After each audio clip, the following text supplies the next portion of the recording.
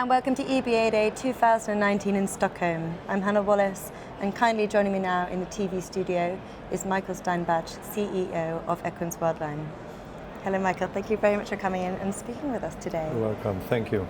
Now, open banking and instant payments are still a work in progress, but what do they mean for the European payments industry?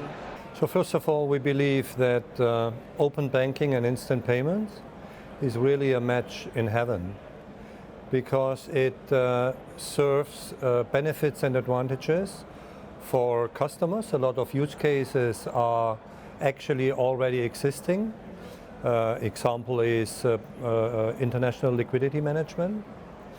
But it's much more than, let's say, a customer experience. So it really also changes the payment landscape in Europe, because payment service providers are able to really also reposition themselves and restructure also the payments area. And over the years we've seen lots of developments impacting the international payments landscape, but how have these developments impacted the European payments market? Now, unfortunately, in the past, it has not always perfectly worked out. If you look on the POS market, it's now dominated by two US-American schemes, meaning MasterCard and Visa. If you look on e-payments, so it's a lot of with PayPal, and domestic developments which were set up in Europe in several countries have not really worked out to compete. And so this is why we believe that there is now also really a need to take this last chance, how we see it, and get back the payments under control, at least the payments which are initiated in Europe, which are working there. Otherwise, we clearly see a lot of also disadvantages for the European financial industry up to the consumers, because you will see that the squeeze where currently already European banks are in, between the domination of US dominated and located schemes and the Chinese schemes, with meaning WeChat and Alipay, will really take over and further get their market shares in Europe. Well, following on from that quite nicely then, how can the European payments market position be strengthened? So I think it's all about cooperation, collaboration.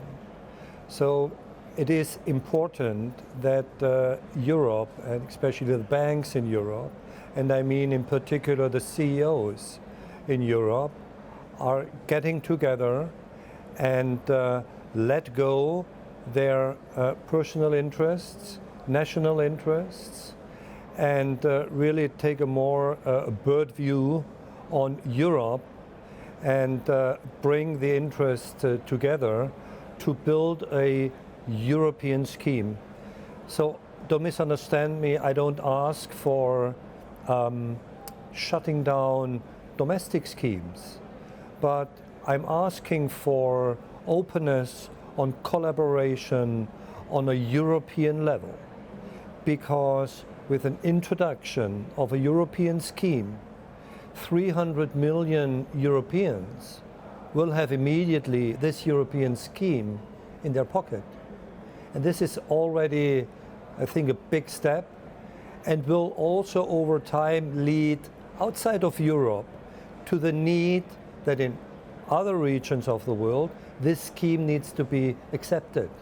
I think it's safe to say there's been a real shift in mentality, but why is all this collaboration and sort of global perspective important going forward? Now, although European banks are predominantly local, the customers ask for cross-border solutions because they are traveling, making their holidays, and they want to be free, and I think they all got also the benefits with the introduction of the euro, yeah, easy not to change money, so it's really also in the habits now of a European. And I think we also see international cross-border schemes. Take a PayPal. Yeah? There are only very few countries in Europe where PayPal is not really the dominating factor, like in the Netherlands, yeah, where they have Ideal. Yeah? So there is no need for PayPal. But this is really the exception.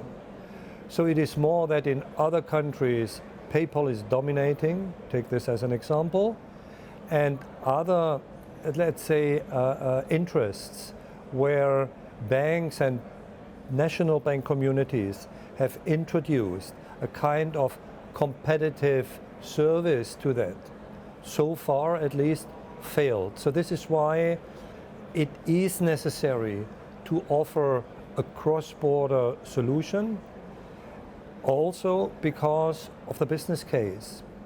And this is why collaboration is important, because cross-border transactions are, of course, the vast minority of the payment transactions a bank has, because most of them are national. So this is always an issue of the business case for a bank to finance all of that.